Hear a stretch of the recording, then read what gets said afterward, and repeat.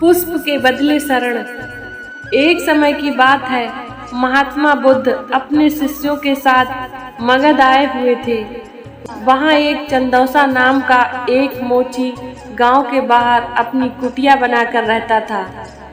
उसके परिवार में उसकी पत्नी और 4 बच्चे रहा करते थे।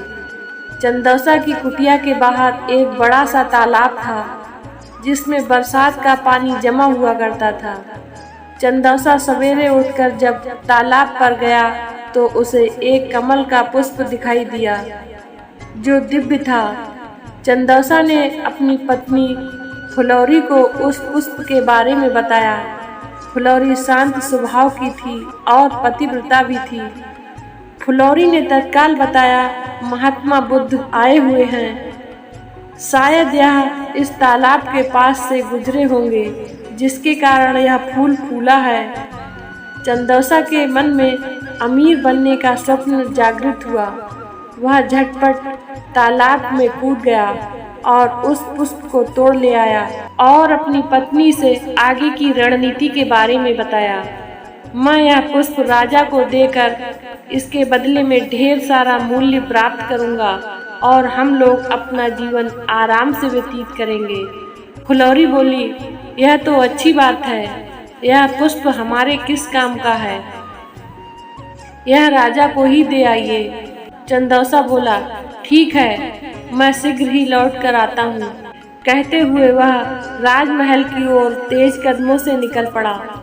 रास्ते में चंदौसा को तेज कदमों से जाते हुए एक व्यापारी देख लेता है। उसके हाथों में दिव्य पुष्प देखकर व्यापारी के मन में उस पुष्प को प्राप्त करने की अभिलाषा जागृत होती है। व्यापारी आवाज देकर चंदौसा को बुलाता है और उस पुष्प का मूल्य पूछता है।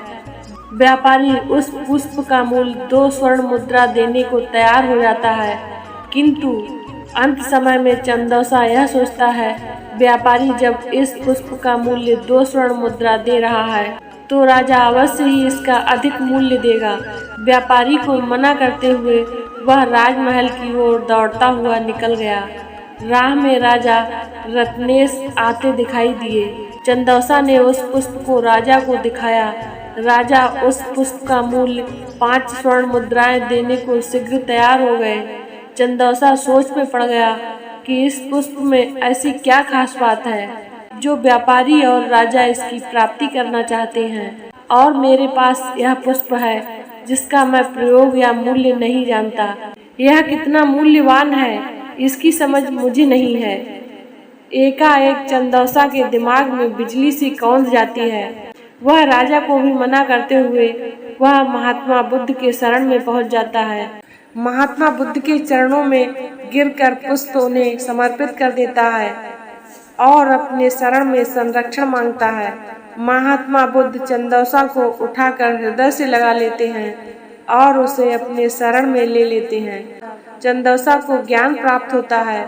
फिर वह अपने समाज में ज्ञान के माध्यम से समाज की पीड़ा हरने का प्रयत्न करता है और आजीवन महात्मा बुद्ध का शिष्य बन जाता है।